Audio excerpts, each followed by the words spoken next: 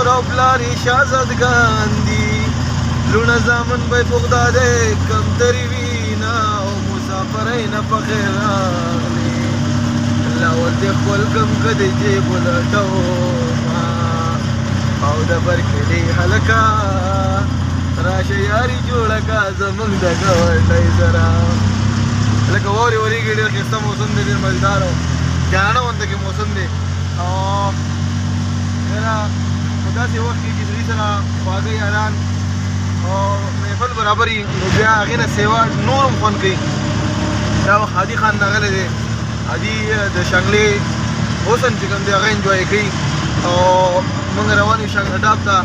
هادي دا وخت کیمره ما ته نیولې ده او هادي چې یو ډېر بهترین انسان دی کله چې هادي ته موږ ولاړ شو نو د دوی مینه د دوی خلوص چې دی هغه موږ وینو او دا ټایم اوس هادي موږ روان کړی دی په دې واوره ورېږي کتونکي باندې کتی شي واوره ورېږي خپلې ښایسته ښایسته ګلونه لکه د اسمان نه چې ګلونه راتاویږي دا منظر د هادي موبایل په کیمره تاسو کتلی شئ او دغه شان پکې دا منظر چې دی دا به کراچۍ ملګرو ته سپیشل وښایي دومره بهترین منظر داسې ښایسته موسم او یخ هم دومره نشته دی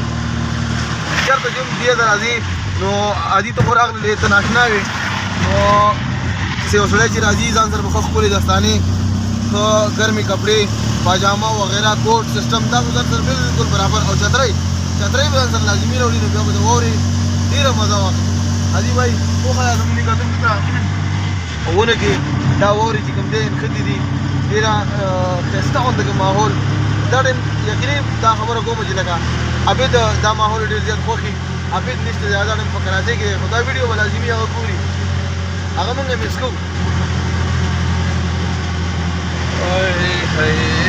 دا موږ په رکشه کې روان یو چې تاسو کتلی شئ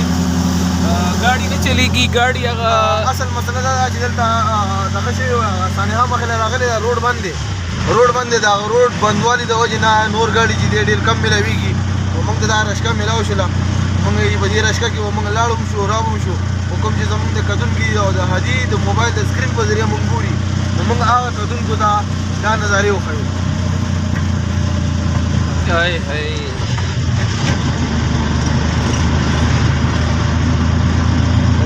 موسم لیونی شوی دی باران وریږي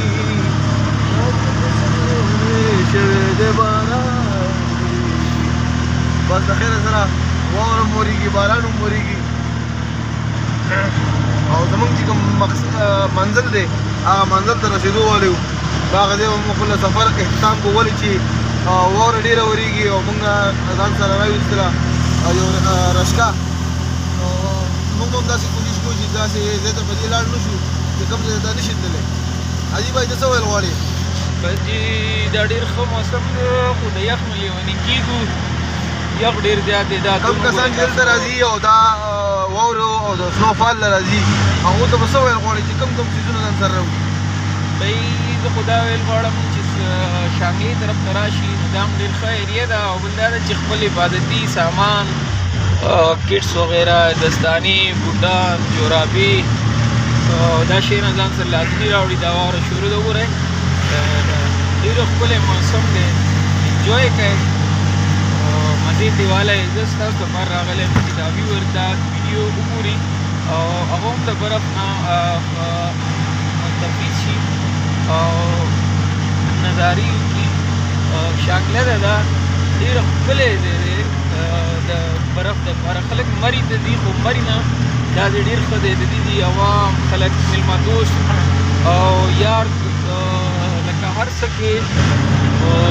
تاسو سره هیلپ لیس دي دا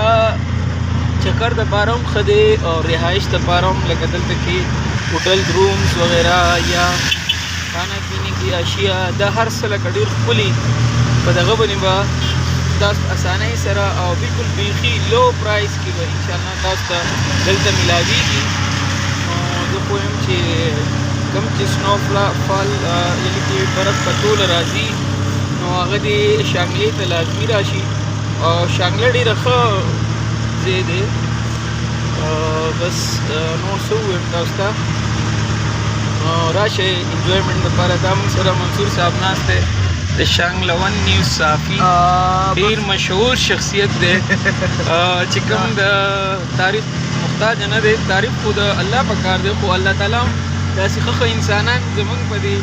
علاقه کې پیدا کړي دي چې د قوم او د خلکو او د هر څه دوی لکه خیال ساتي، هر ځای ته ځان رسي. اوس د ثانیه چې وشوه دلته دوی راغلل، ډېر ځایونه د داسې وګرځېدل، مزید یې واغستې برف نه دا کتی شي برف وګورئ.